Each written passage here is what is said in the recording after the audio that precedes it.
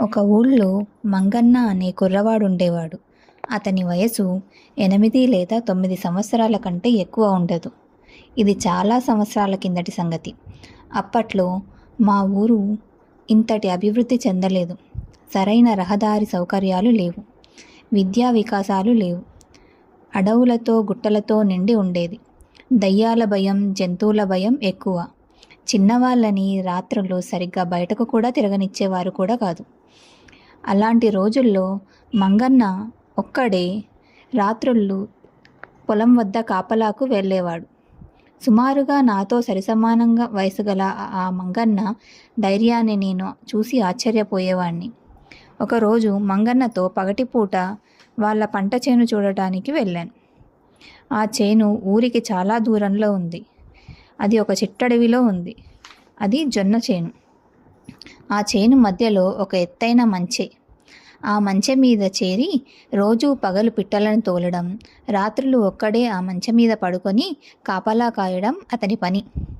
వాళ్ళ తండ్రికి ఇతర పనులు పగలు ఉండేవి. రాత్రులు వేరే చేనులో పంట కాపలాకి వెళ్ళేవాడు. మంగన్న ఉండే మంచెకు దరిదాపులో మరో చేను లేదు. చేనులో మంచె లేదు. మంచెలో మనుషులు లేరు. ఒక్కడే మంగన్న రాత్రులు చీకట్లో ఎలా ఉంటాడబ్బా అని ఆశ్చర్యం వేసేది. నాకే కాదు, ఈ విషయం మా ఊళ్ళోని కుర్రాళ్ళకి కూడా వింతగానే అనిపించేది. అతను కూడా తన సాహసం గురించి అందరికీ గొప్పగానే చెప్పుకునేవాడు. నేను ఆ రోజు మంగన్నను అడిగాను, ఈ ప్రాంతం పగలే ఇంత భయంకరంగా ఉంది కదా, రాత్రులు నువ్వు ఒక్కడివే ఇక్కడ ఎలా పడుకుంటావు అని అడిగాను. అప్పుడు మంగన్న, ఓ నాకేం భయం, నా వద్ద ఆంజనేయస్వామి దండకం పుస్తకం ఉందిగా అని అన్నాడు. దాన్ని నా తలకడ కింద పెట్టుకొని పడుకుంటాను అని చెప్పాడు.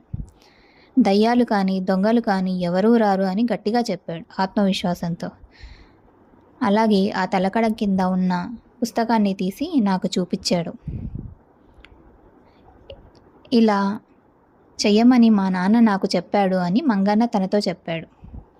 అప్పుడు ఇది నీ సొంత ధైర్యం కాదన్నమాట, సాహసం కాదన్నమాట, అంతా ఈ ఆంజనేయ స్వామి దండకం మహత్తు అన్నమాట అని నేను నవ్వుతూ అన్నాను.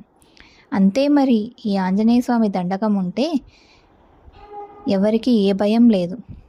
నువ్వు కూడా ఒకటి కొనుక్కొని నీ దగ్గర పెట్టుకో, నాలాగే ఎంతో ధైర్యంగా ఉండొచ్చు అన్నాడు మంగన్న మరింత నమ్మకంతో. దేనికైనా ఆత్మవిశ్వాసం గొప్పది. కథ కనుక మీకు నచ్చినట్టయితే లైక్ చేయండి, షేర్ చేయండి, కమెంట్ చేయండి. మరిన్ని మంచి కథల కోసం నా ఛానల్ సబ్స్క్రైబ్ చేయండి.